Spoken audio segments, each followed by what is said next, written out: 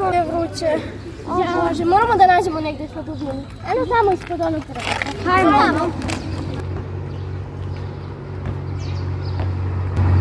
Ovdje smo našli hod. Ovo drvo se spase. Hvala drvo.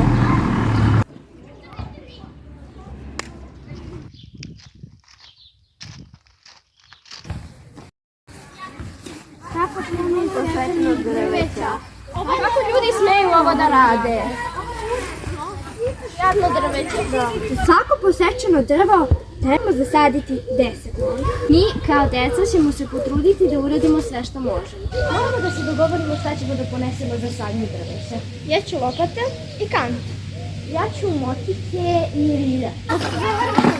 Posadili smo još jedno drvo. Ovo jadno drvo ima baš puno trave. Da. Jako puno trave. Jadno drvo. Ovo mu dosta smeta.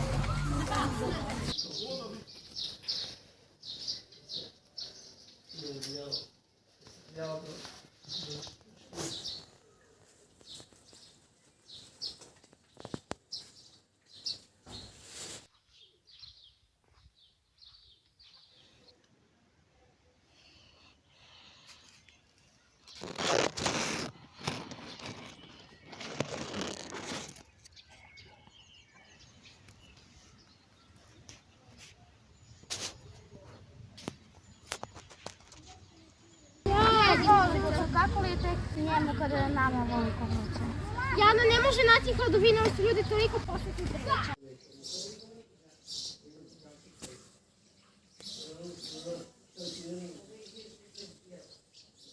Ovo nam je pružilo tako mnogo toga. Prelepo je.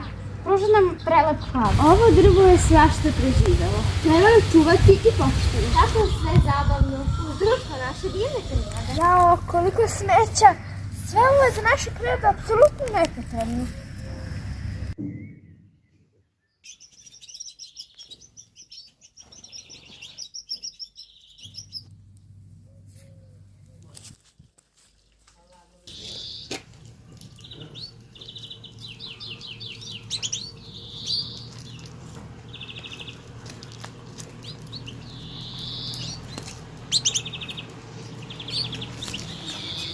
Hej ljudi, nemojte biti zlobni. Priroda nama daje sve, a mi njoj ništa.